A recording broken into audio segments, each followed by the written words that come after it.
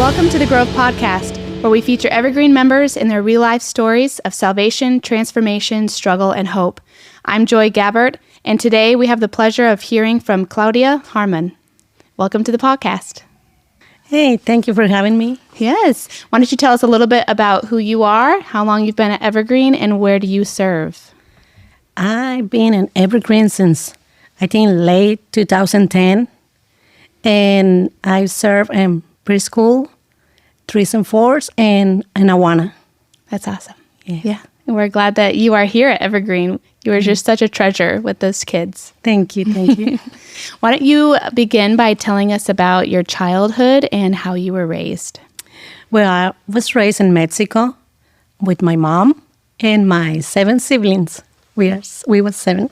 My childhood, it was, I think, normal. I grew up without daddy, but that was normal for us because a lot of kids over there grow up without daddies. And my mom has to work all the time. I can tell you that I grew up without mama too. Mm-hmm. She was good. She provided for us. She always worked. I don't think I was poor because I always have food on my table. We always had clothes, everything what we need. So with being raised by just your mom, you said that you didn't really have her around as much. So what was that like? Did you guys just kind of raise each other? Yes, we did. Yeah. My older sisters take care of the youngest one, and the youngest one take care of the younger one. Yeah. Yeah, it was like that. Yes. Mm-hmm. And then I know that you said because your mom was gone a lot, you guys also found yourself in some situations that were not very good with like maybe your door being unlocked. Yes. Tell us about that. Well, my mom had to leave work every day early in the morning. And when we was sleeping, a man get into the house and abuse me. I don't know if that happened to my twin sister, but I remember he abused me. And then it was like that for a very long time. I cannot tell my mama because she don't believe what I was saying. And more times happen like that with another men. I grew up like that. Somebody always abusing me. It is sad, but at the same time, I thought it was normal life. Yeah. I never have a daddy. I don't know who was the protector for us. Yeah. What was it like for you with religion and church? Was there anything like that in your household? No, no religion at all because Mama always worked and she never teach us anything about the Lord. We never went to church. So, nope, I didn't know nothing about the Lord. Yeah. So in high school, or I think it was middle school, 7th grade, you met somebody. Tell us about that relationship. Yes. My ex-husband. I met him and we stayed together for 3 years, I think. And then I got pregnant with my first boy. Yeah, and then, well, you got pregnant, you got to get married. But before that, our relationship he was very abusive.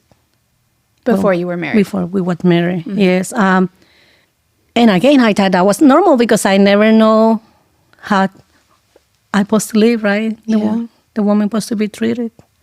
So before our wedding, my twin sister told me, don't get married. They just have the baby. And I say, no, we had to get married because we already have everything ready. Let's say the same night, his father told me, Claudia, everything or whatever happened in your marriage and your house, nobody had to know. And I was a little bit afraid of those words, but I didn't understand again. And I said, okay, it's the way it's supposed to be. Yep. 9 months went good. He was good. Everything was good. Then the day that my baby born, February 14, is when my first boy, 1996. I got home from the hospital in Mexico. And those kind of hospitals, mama and the baby are only inside the hospital. There are nobody allowed to be inside with you. No visitors. No visitors, no husbands, nothing. So I'm by myself and having my baby. And I remember that I just cried out for my mama. I want my mommy, like a little kid. Yeah, and I was 19 years old. Yeah. I was a kid. I tell my son we grew up together. Yeah.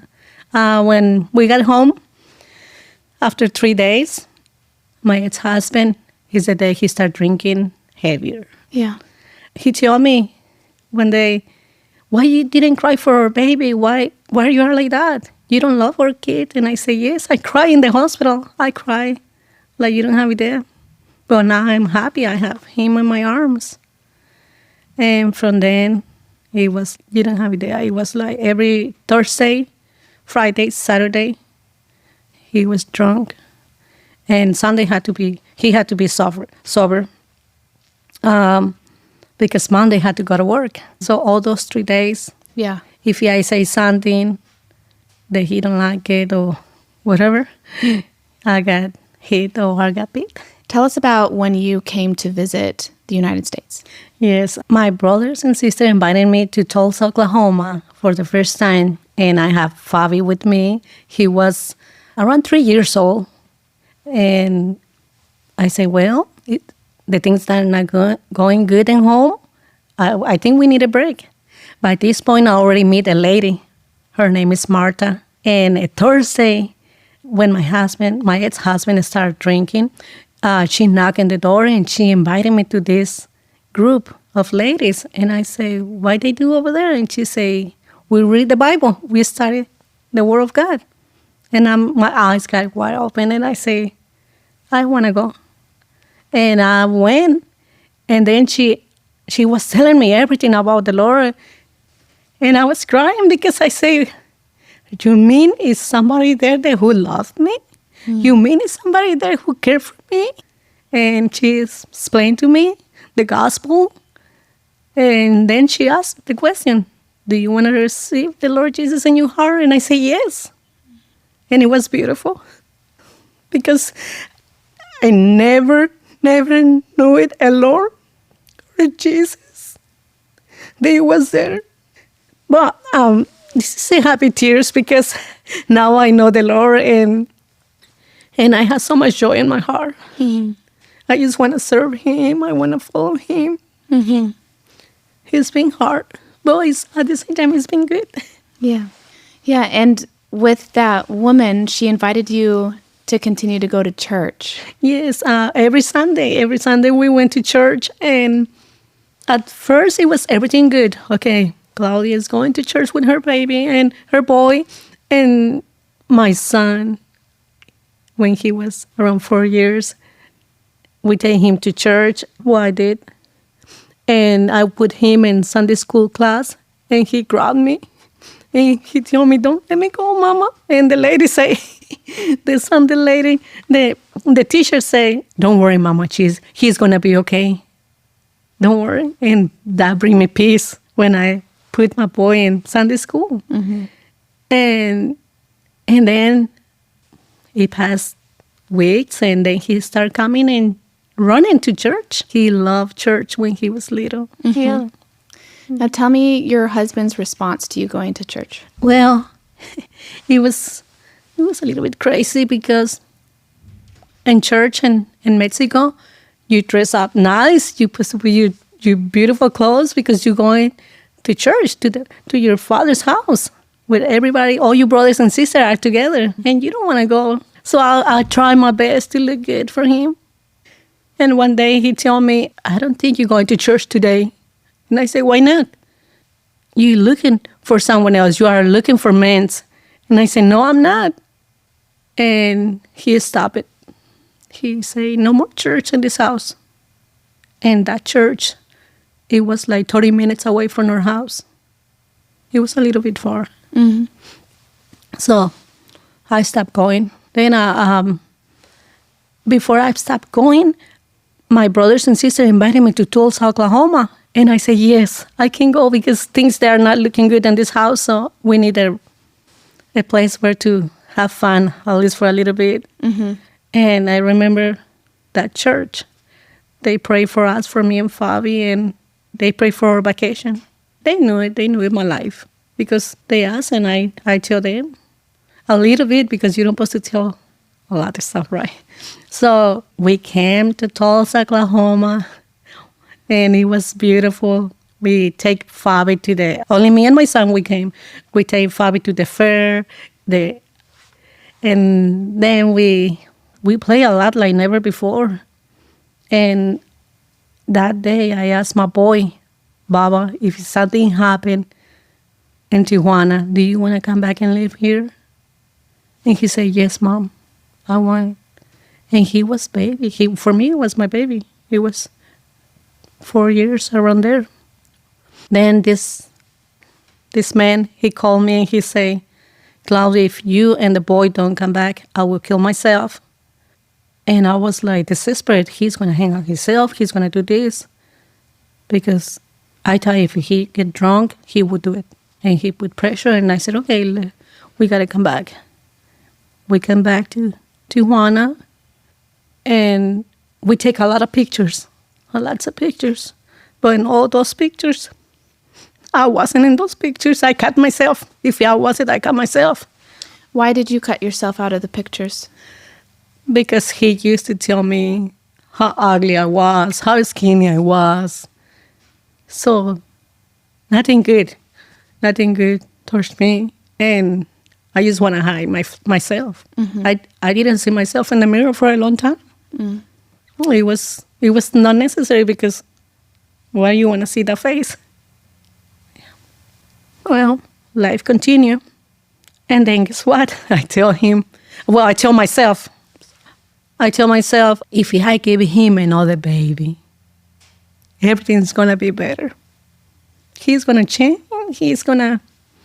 Because I remember on my when I was pregnant with Fabi, in those 9 months, he was okay. Mm-hmm. So I say, if I give him another baby, it's going to be okay. But no, everything turned wrong again. Yeah. Even when I was pregnant, he did things that he should not do to me. And I thought it was okay. I thought I deserved it because of what his father told me. I thought it was normal. And then my boy was 2 years and a half. My baby one, Moises, was 2 years and a half. And he said, well, it's Thursday. We got to go grocery shopping and we got to do this and we got to do that. And I said, all right, let's do it. It looks like we're going to have a good time. His job, he have a good job. He can support everything, all the needs in the family. Yeah. I didn't work. I have my own car. I have my checkbook. I have everything. I didn't need nothing, I thought our life was normal. And that Thursday, we went to grocery shopping, and we came back to the house, and I was putting groceries up, and then I hear when he opened a beer, that sound. Mm-hmm. And when I hear that sound, I hear oh no, again, things going to get bad in this house because it's Thursday, Friday, Saturday. And I said, okay. By this time, I already know the Lord. And I was praying in my head. I said, well, we'll see how it goes. And I turn around and I tell him, you know what? I never see nobody treating my mom the way you treat me. I never see my mom being beat like you beating me. I never see nothing like that. I don't think this is normal. And he did ask me, what do you mean? He's always been like this. But he grew up like that. Mm-hmm. He didn't know anything else, different. I don't know. I thought that was my excuse, right? He don't know. So I told him, can you please take me to my mom's house right now? I will give you your car keys. I'm going to give you your house key. I'm going to give you the checkbook. I will give you everything, whatever belongs to you. Just let me take those 2 kids. Moises was 2 years old and Fabi was 6 years old. And I told him I don't need money. I don't know. I think I was crazy but he said, all right, get your stuff. And I remember I put a little bit clothes and groceries back for my boys. And then we got in the car and he was telling me over and over the I don't know who I am, what I was thinking who I was, because I was too ugly and nobody gonna want a lady with 2 kids. Nobody, don't even look to you. It was weird the way he was saying his words. It was like the enemy was talking and talking really bad things about. And on my head, I was saying, it's only 15 minutes from here to my mom's house, so it's going to be over. It's going to be over. But he kept talking and talking bad about me and how bad I was, and I'm a terrible woman, and the worst of the worst. And I'm like, it's almost over. So we got to my mom's house. I get my boys, and he grabbed my grocery bags full of clothes for my boys and throw it in the street. And he said, here you are. Are you happy now? And he left. Then weeks passed, and I was thinking, well, I think everything is going good. I going to work for the first time. My boys, they don't have what they have it on his house, but I was working in San Diego for $20 a day. So you'd drive up, cross the border and Yes. work, yes? Yes, I take the bus. I didn't drive because I left the car with him. I wake up at 5 in the morning, cross the border, stay to 6 that evening, and then come back home at 7. It was all day for $20, and it was amazing. For me, it was amazing. And I was like, I have money in my pocket. I can buy for my kids. I can provide. It wasn't that much money, but I feel free. Yeah. But your husband, he would still come see you. Yes. He still come and see me, and he say, I'm his wife, I'm his woman, and I got to do my duties as a woman. And it was weird. That happened for only a couple months when I got tired, and I told my brother here in Oklahoma, brother, I think I got to move to Oklahoma because this man he's not leaving us alone.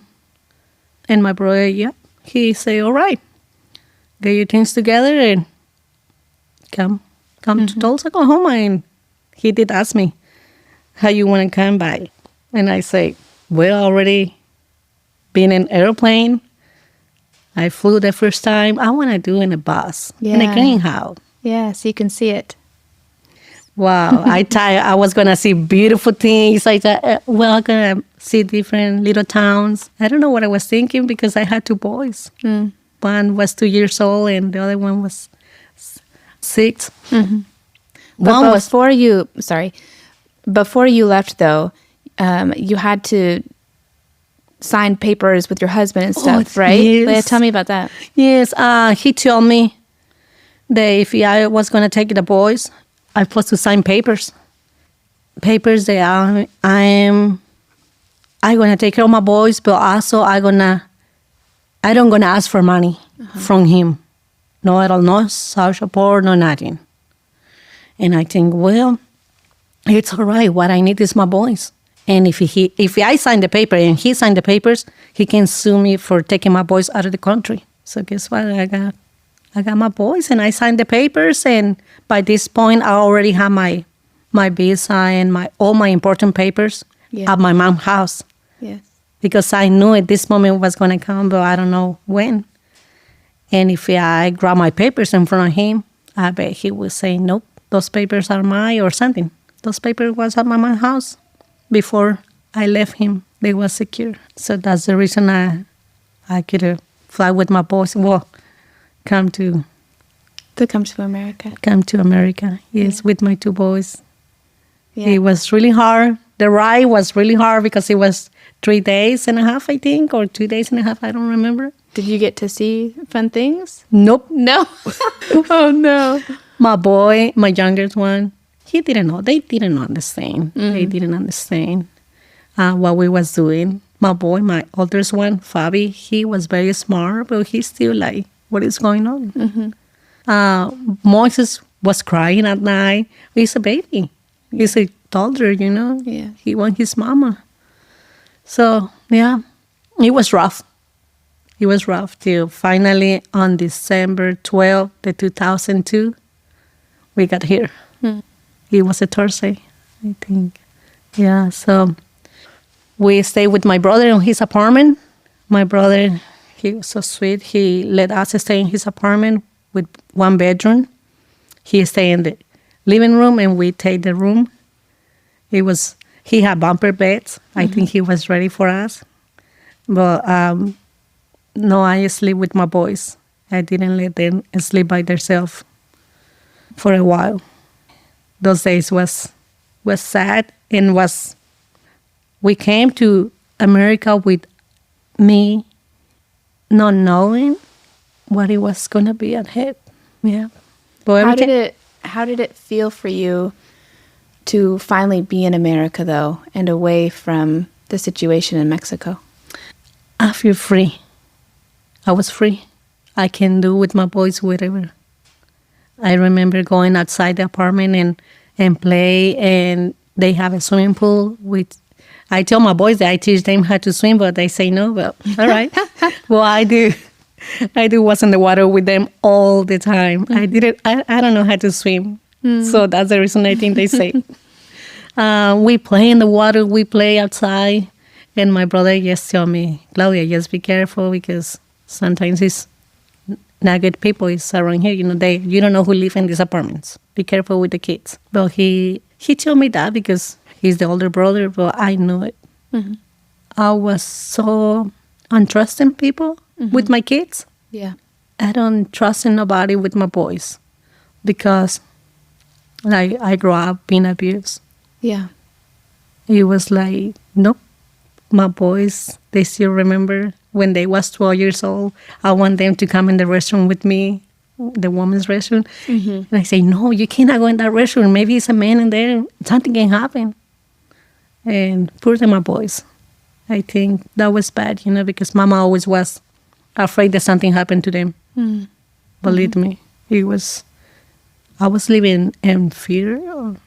Yeah. Sure, yeah. That something happened bad to my boys. So then I do feel guilty every night when we come here because I say I take my boys away from his daddy. That man loved his kids so much. He does. He did anything for his kids. When we was in Mexico, he did anything for them.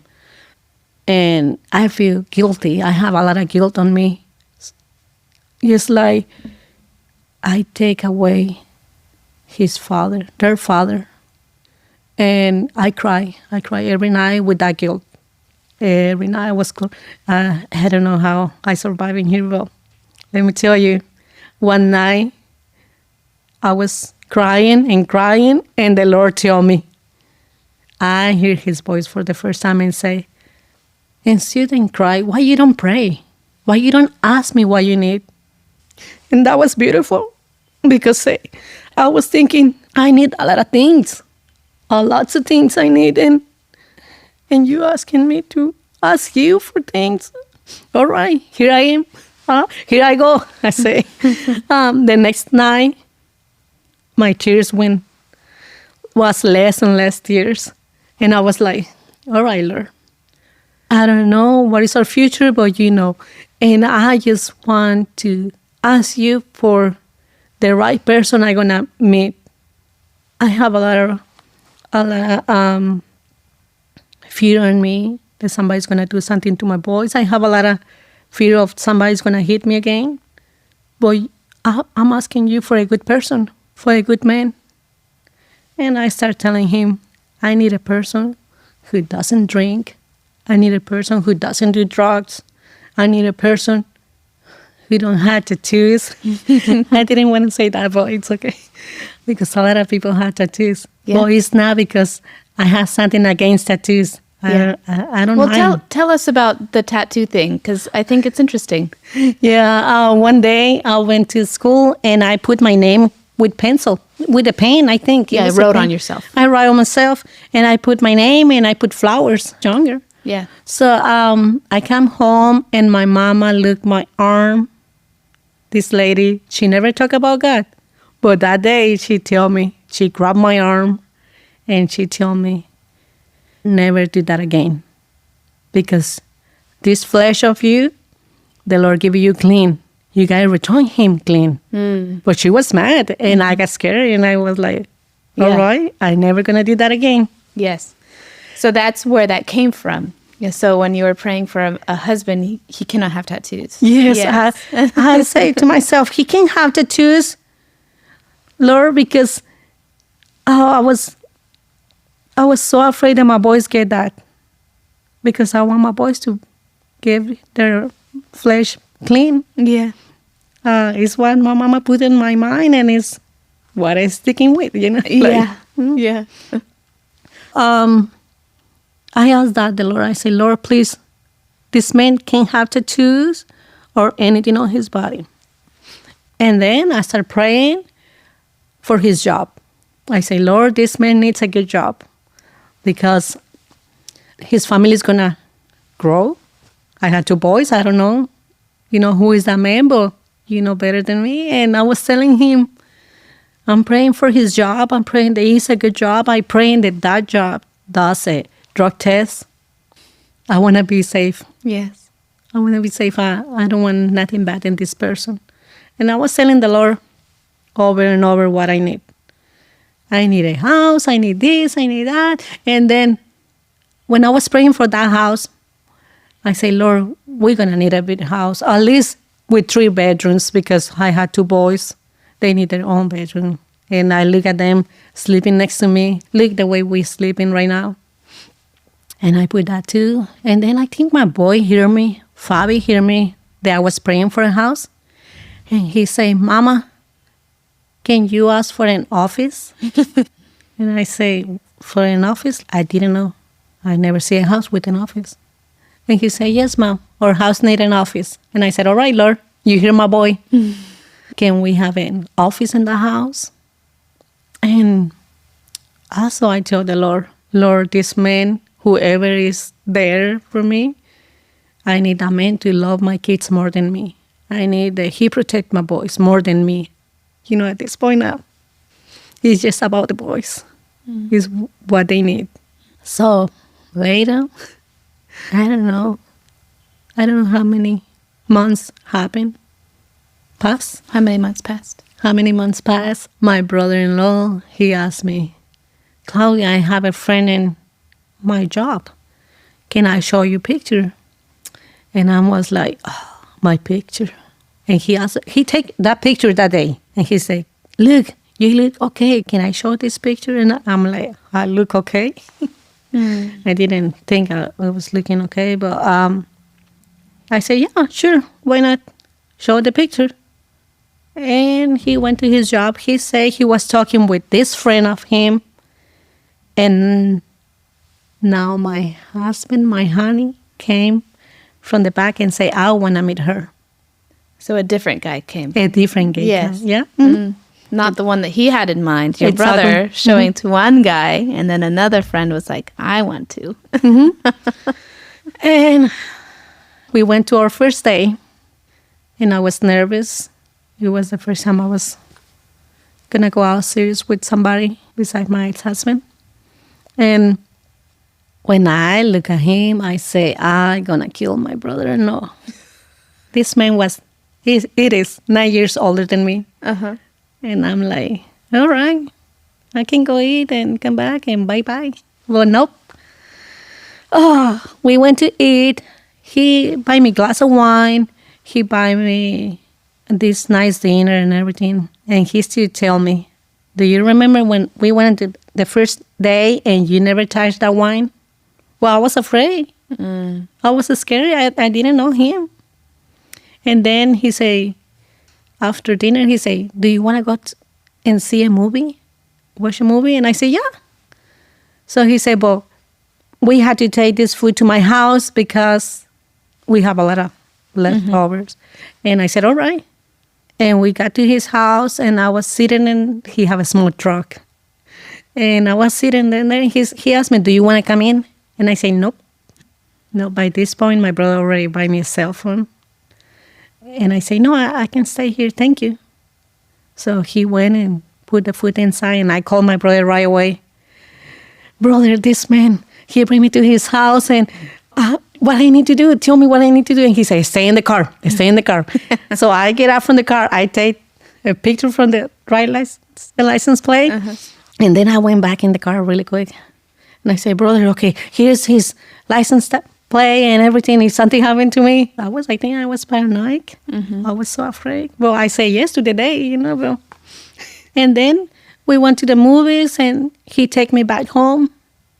And I noticed something. He was very, truly genuine. Yeah. He was very, very genuine. And I said, well, I can give him another chance. We can see each other another time. Okay. So we went to another day. He always bring me flowers. My brothers say his apartment looked like a garden. Always bringing me flowers, always paying attention to me like never before. Or we went to several days, I think. And then he asked me he wants to meet the boys.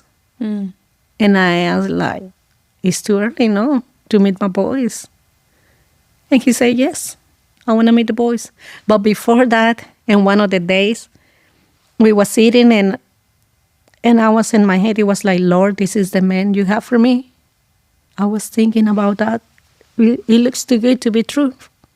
So I tell my honey, I tell him, well, I ask him, can I ask you a question? And I say, it's kind of a private question. And he said, sure, do it. And I say, do you have any tattoos on your body? And he was like, looking at me like, no, I don't have a tattoo. But he was like, no, I don't. I was a Marine. And when they was doing tattoos or something, I just went to do something else. I never was interested in tattoos.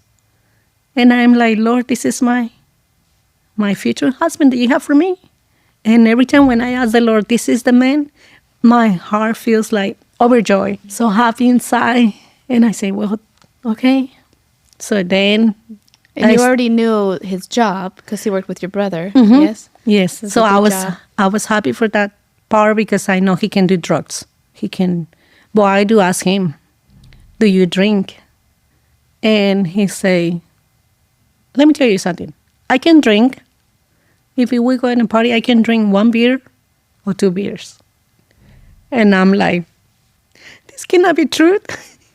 This cannot be true because who can do that, What kind of man does that?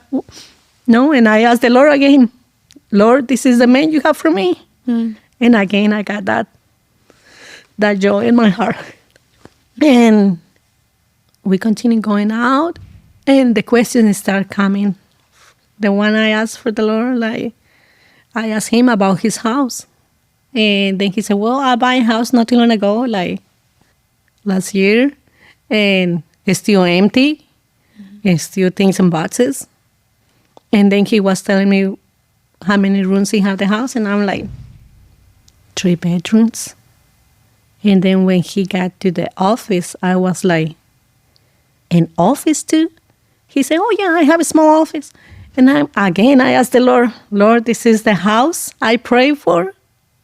And my boy asked for an office. I didn't understand why it was the office, Maybe it was something that the Lord put on my boy's heart so I can get another confirmation. And I'm like, okay. So we continue dating. And I remember I used to walk to Fabi's to take him to the school. And it was snowing and everything. And one day he called me and he asked me, what are you doing? And I said, I'm walking. I'm going to take Fabi to the school. And he said, I'll be there in 10 minutes. And after that, I never walked to Fabi's school. When it was snowing, when it was raining, he always come and pick me up and the boy. And he was so good with the boys. One day he asked me if he can take the boys to his job to show them the airplanes and how cool it is and everything. And I'm like, by yourself? And he said, yes. And I'm like, oh my. All right. I don't know. So I don't know if I give it Fabi the cell phone or something, but I can get contact with Fabi. And I say, Fabi, are you guys okay? Because I tell him yes. And I asked, Fabi, are you okay? Yes, Mom, we're having so much fun. And his job is so good and stuff like that. He was telling me all about his job. And then I get peace on my heart. And then when they come back, we went to eat together. And then I noticed something. This man was paying attention to my boys like never before. And I started paying attention to them. And I was like, Lord, what is going on in here? He don't care for me anymore. And then he talked to me for the second time and he said, it's not what you asked for. A man who loves your kids, a man who got interest in your kids. And I said, yes. That's what I pray for. So with all those prayers, I knew that the Lord was with me. He never leave us alone. He was there day and night. It's beautiful because the Lord gave me everything what I asked for. Yes. Everything and more. And more. Nobody told me before how beautiful I was. And this man tell me all the time when he had a chance how beautiful I was. And I tell him, don't lie to me. I know the truth. And then he say, no, it is true. It is true. I'm telling you the truth. I'm not going to say a lie. And then I tell him, well, I'm so skinny, well, I'm this, well, I'm that. And one day I tell him something that I don't like for my body. And he say, Claudia, do you think God made mistakes? And I say, no, I don't think so. So he said, he didn't make a mistake with you. He didn't make a mistake with you. And that was good. That was good because I remember when he used to tell me that I was beautiful, I get upset. And then one day he get more upset from that. Mm-hmm. And he say, don't say that. That's not good. He look at me, he say, don't say that again. Never. I'm not that man. He even talked to my son, Fabian, on his level because Fabi was so jealous. My oldest one was very jealous. He never see mama with someone else. And I remember one day he was leaving and Fabi was speaking in the window and he said, wait a minute, wait here. He told me, wait here. And he went inside the bedroom and talked to Fabi. And he said, don't be like that. Don't get afraid. Don't be jealous from me. I don't gonna hurt you, mommy. I don't gonna do nothing bad to you, mom. I want you guys. And from there, everything changed. My honey have it, Dora. Her name is Logan.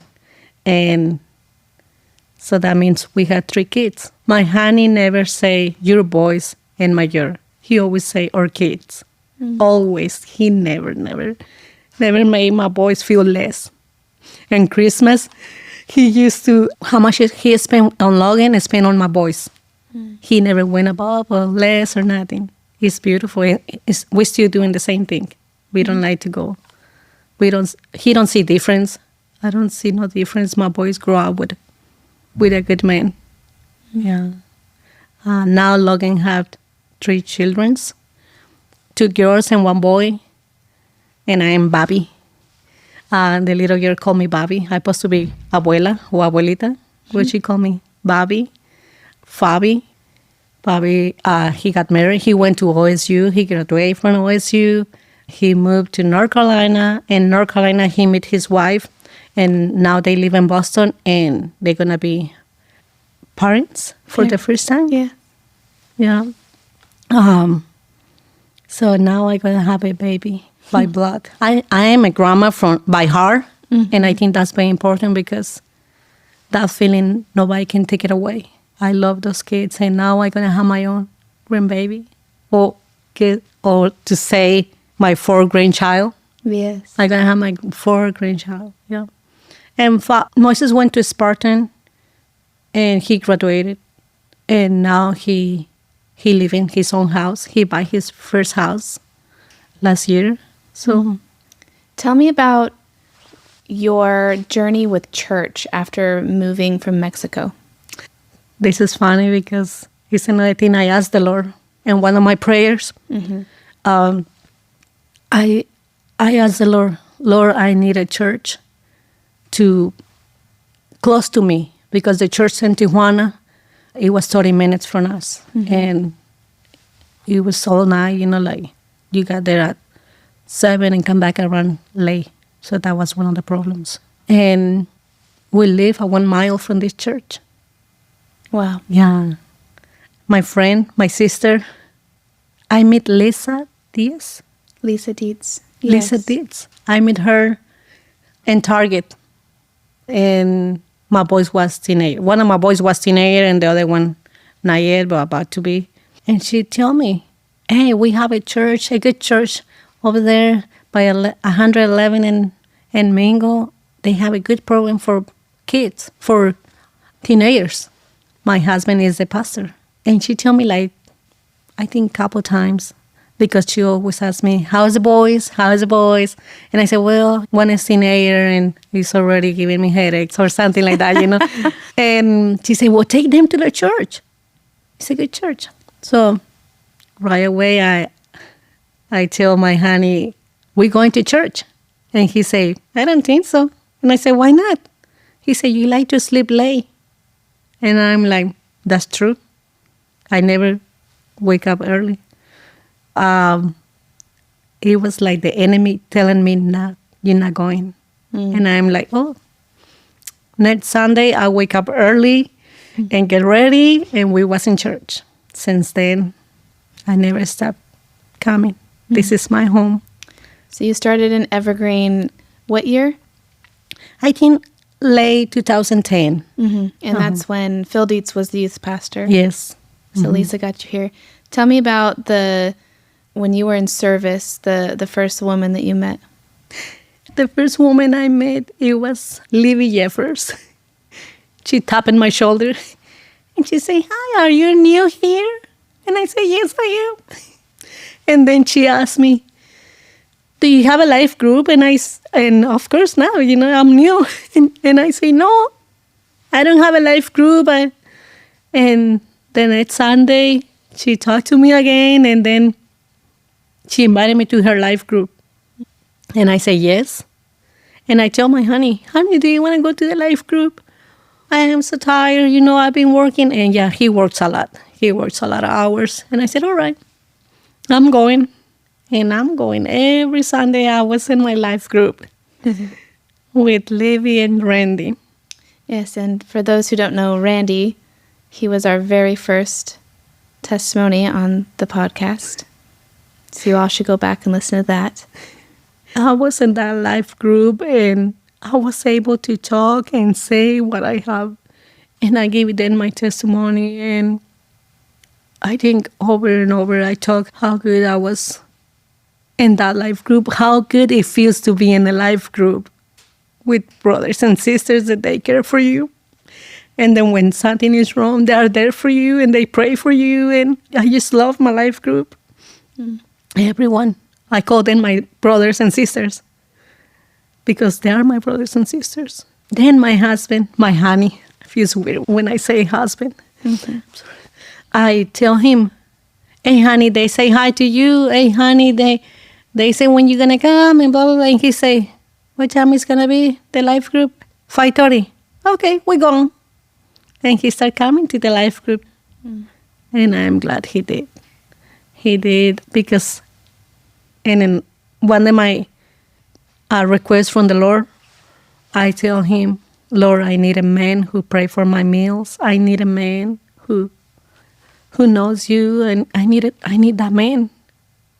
And then my honey later start praying for food. Oh, I say, who is praying, you or me? And I say, you. And then I say, me. So we are tonight. And I love that. I enjoy that, because that was another answered prayer from the Lord. I had so many answered prayers. But Libby and Randy kind of became your spiritual parents. Yes. I never had a mom. Really involved. Yes, exactly. And Libby is one of those persons that you can trust with everything and anything. And she got my heart right away. And Randy too. Randy baptized me. Wow. Yes. He told me that he never baptized nobody outside of his family. But I asked him. I said, Randy, can you baptize me? And he was excited. He said yes. So that was beautiful. That I can remember that day. It's beautiful. It was just beautiful. It's like when we got married, my husband and I, my honey and I, we got married in a small office, very small.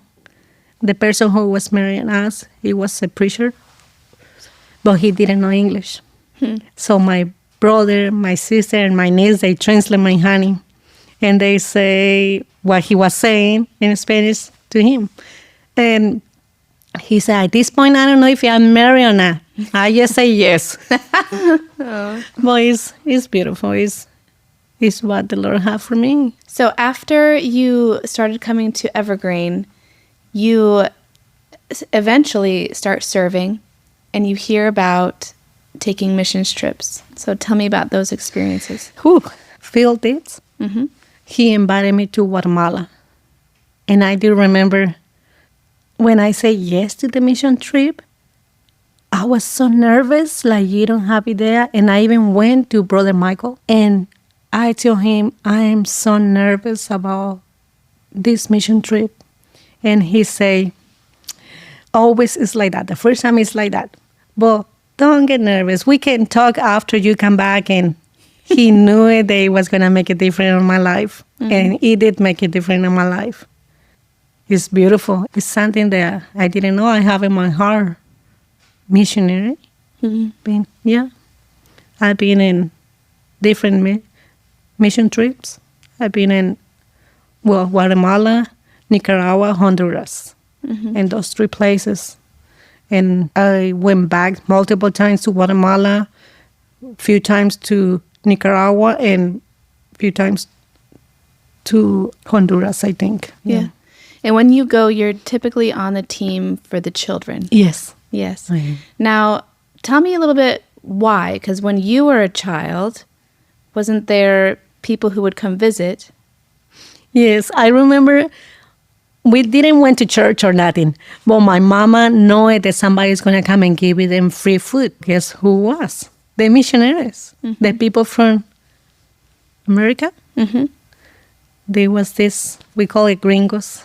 It was these gringos, and they give us food, they give us clothes, everything what we do in a mission trip. Yeah. But even though they came, you don't remember ever hearing as a child about Jesus. No, and that's sad, because those men, those people, those ladies, they have a mission just to bring clothes and stuff like that. Peanut butter. I remember we saw peanut butter. We never tasted because it looked gross. Yeah. So we never opened it and we throw it away. So, okay, take note. Don't bring peanut butter to Mexico. They don't eat it. Yes, because the first time I taste peanut butter is here in Tulsa. Wow, yeah. In Tulsa, yeah. So that's the reason I'm involved with the kids, because when I was little, nobody told me nothing about the Lord. Yeah. Well, I got the privilege of going with you to Guatemala this past year. And let me tell you, listeners, Claudia, with those kids, it's a beautiful thing. And I could not keep count.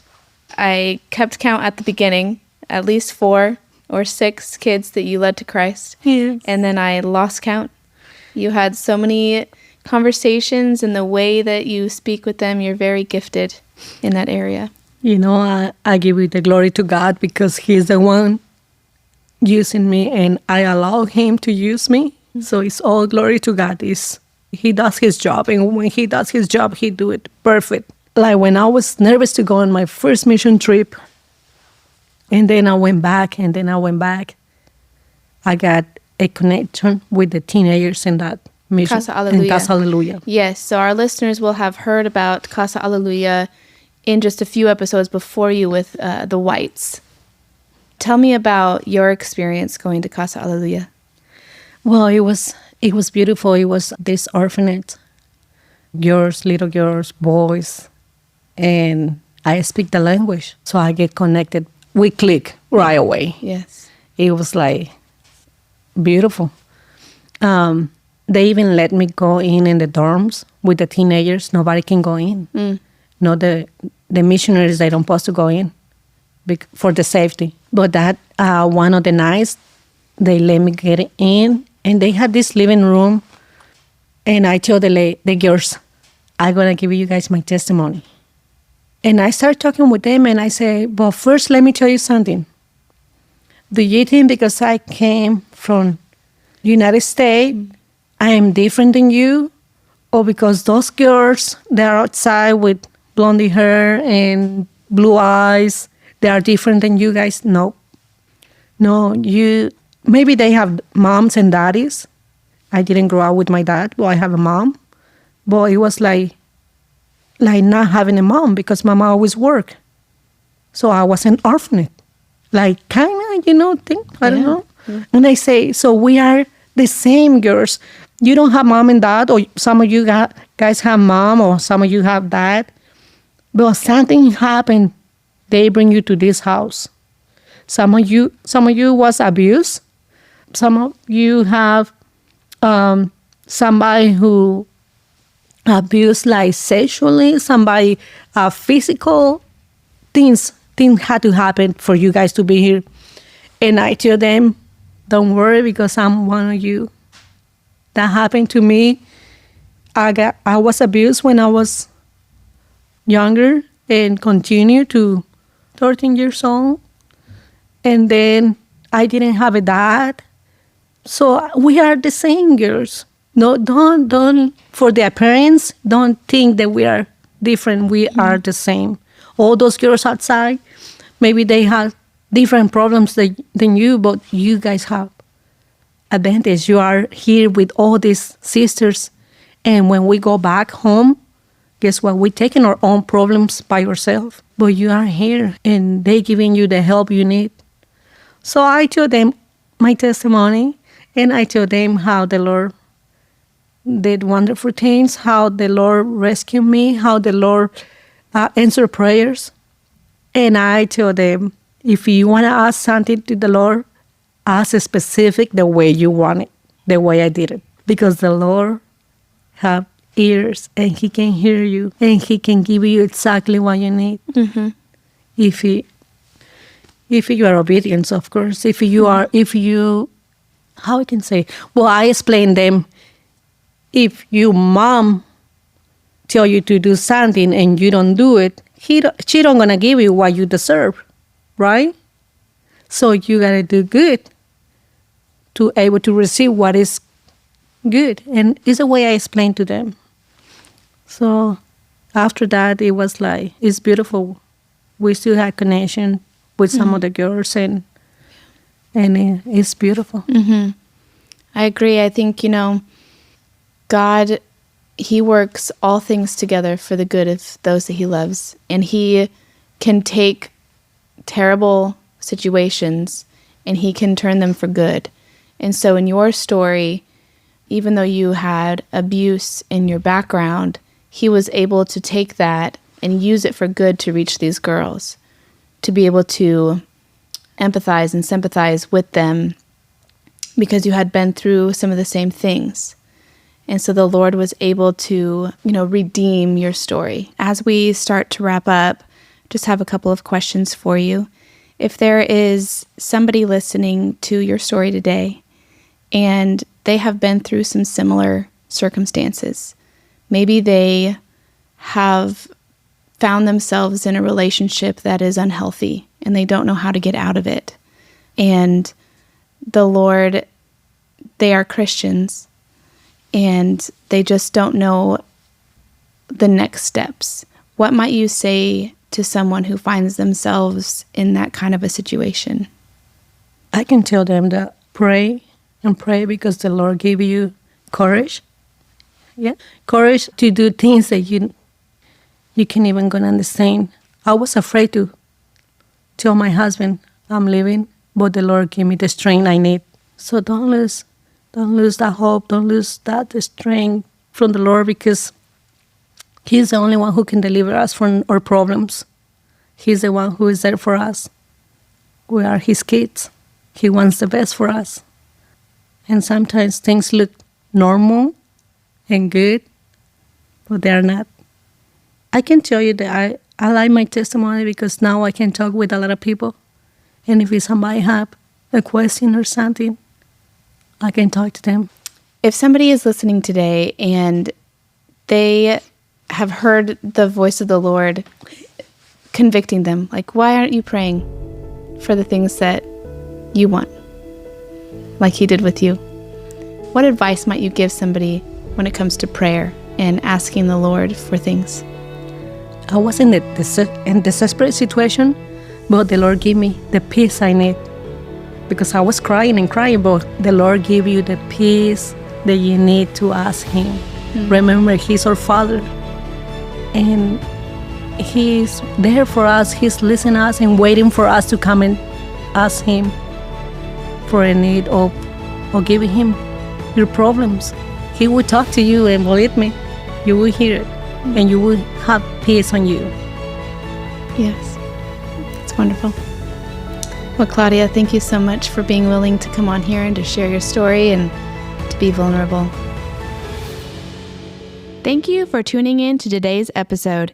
If you would like more information about our church, please visit our website at evergreenbc.org.